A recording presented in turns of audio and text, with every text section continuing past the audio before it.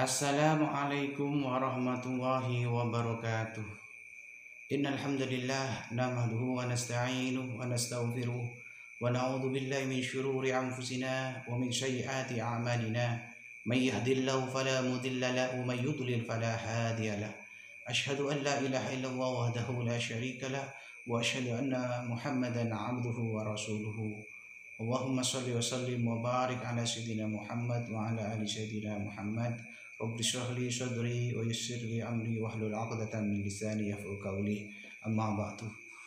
Segala puji syukur kami haturkan kepada Allah Subhanahu wa taala atas limpahan rahmat, kasih sayang, inayah, petunjuknya sehingga kita masih tetap bisa melaksanakan amal taat di bulan Ramadan ini. Sholawat dan salam semoga senantiasa tercurahkan kepada junjungan kita Nabi Agung, Nabi besar, Nabi Muhammad sallallahu alaihi wasallam.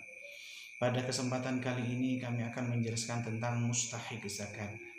Zakat adalah ibadah yang ada ketentuan tata caranya, tapi oleh karenanya tidak boleh asal-asalan diberikan sembarangan tanpa mengikuti kaidah-kaidah yang sudah ditentukan oleh syarak. Siapa saja orang yang berhak menerima zakat? Kalau kita ingin mengetahui orang-orang yang berhak menerima zakat, tentunya kita harus kembali kepada Al-Quran, di mana di Al-Quran dijelaskan bahwa ada 8 golongan yang berhak menerima zakat.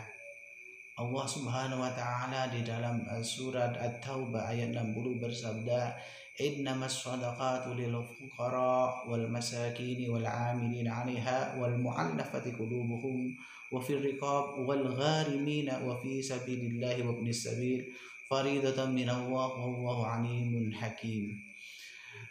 Sesungguhnya zakat itu diberikan kepada lil fuqara, kepada orang-orang miskin, kepada orang-orang fakir, wal masakin, dan orang-orang miskin, wal 'amilin 'alaiha, dan para pengurus-pengurus zakat, amil-amilnya, panitia-panitianya, wal mu'allafatu qulubuhum, para mu'allaf yang dibujuk hatinya, wa fir riqab, dan untuk memerdekakan budak, wal gharimi, dan orang yang punya hutang, diberikan kepada orang yang punya hutang, wa fi sabilillah, dan yang berjuang di jalan Allah, yang ada dalam jalan Allah, wa ibnis sabil, dan orang yang dalam perjalanan, faridatan minallah, sebagai suatu ketetapan yang diwajibkan oleh Allah, wallahu alimun hakim, dan Allah maha mengetahui lagi maha bijaksana. Dari ayat tersebut maka dapat diurai, pertama yang berhak mendapatkan zakat itu adalah fakir miskin, orang miskin. Siapa orang miskin itu? Orang miskin adalah orang yang amat sengsara hidupnya, tidak mempunyai harta dan tidak mempunyai mata pencaharian yang jelas, kerjanya serabutan dan tidak mencukupi separuh dari kebutuhan hidupnya. Ini yang disebut dengan orang fakir. Kemudian yang kedua, orang miskin. Orang miskin itu ada orang yang tidak cukup penghidupannya, ya, selalu dalam kekurangan. Artinya orang ini boleh jadi mempunyai pekerjaan, tapi hasil upah yang dia dapat pada pekerjaan tersebut tidak mencukupi 100% dari kebutuhan hidupnya. Misal kalau di persentase, dia itu mempunyai kebutuhan 100%, tetapi dia hanya mampu memenuhinya antara 70 sampai 80%. Orang ini seperti ini bisa dikatakan sebagai orang miskin. Kemudian yang ketiga, amil atau pengurus zakat. Ini diperbolehkan mendapat bagian dari zakat fitrah, tapi harus mengambil sekadarnya saja, jangan sampai amil itu melebihi bagian-bagian dari mustahik yang lebih tinggi darinya, seperti fakir dan miskin. Karena kadang kita temukan ada orang jadi amil, padahal amil ini sebenarnya harus ditunjuk oleh pemerintah itu. Tapi banyak kita temukan masyarakat amil ini, banyak amil-amil yang menjadikan dirinya amil, kemudian dia mengambil keuntungan darinya. Ketika ada orang berzakat, kemudian dia ambil sendiri, ataupun diambil sebagian, kemudian sebagiannya lagi diberikan kepada orang lain. Tentunya seperti ini kurang tepat. Seharusnya amil itu adalah menjalankan amanahnya, menarik atau mengambil zakat, kemudian mendistribusikannya kepada yang berhak. kalaupun dia mendapatkan bagian ya ala kadar sesuai ala kadarnya sesuai dan pantas gitu, jangan berlebihan. Kemudian yang berapa lagi? Yang keempat adalah mu'allaf. Mu'allaf itu adalah orang kafir yang ada harapan masuk Islam atau baru masuk Islam namun imannya masih lemah. Ya. Imannya masih lemah sehingga perlu diperhatikan ya. Salah satunya diberikan dalam bantuan materi yang diambilkan dari zakat fitrah salah satunya. Kemudian yang kelima, memerdekakan budak.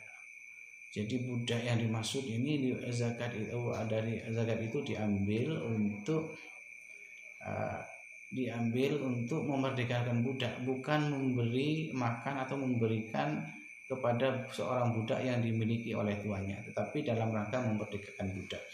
Kemudian yang keenam adalah orang yang berhutang. Orang yang berhutang ini kan ya hutangnya itu bukan digunakan untuk kepentingan maksiat, tapi mungkin untuk kepentingan ekonominya, sehingga karena dia sangat butuh kemudian berhutang terus, akhirnya hutangnya melilit-lilit. Demi membantu sesama maka boleh dibantu orang yang seperti ini. Kemudian yang selanjutnya yang ketujuh, orang yang berjuang di jalan Allah sabilillah. Ini yang kemudian banyak multi tafsir. Sebenarnya fisabilillah di sini adalah orang yang berjihad di jalan Allah, berperang melawan orang-orang kafir, namun dia berjuangnya secara sukarela, bukan tentara yang dibayar, tapi orang yang berjuang secara sukarela.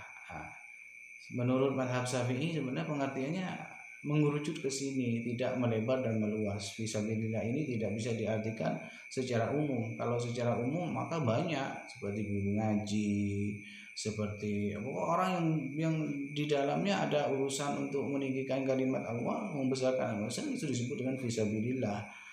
Tapi dalam masalah zakat ini yang dimaksud fisabilillah itu teruntuk bagi pejuang yang berjihad, berperang melawan orang kafir dan dia tidak dibayar. Bukan orang yang makna dalam pengertian umum seperti orang-orang yang memakmurkan masjid atau orang yang menghidupkan pendidikan atau sebagainya, yang di situ maknanya adalah fisabilillah secara umum. Tapi yang dimaksud di sini adalah fisabilillah secara khusus, yaitu orang yang berjuang di jalan Allah dengan mengangkat senjata melawan orang kafir namun dia tidak dibayar.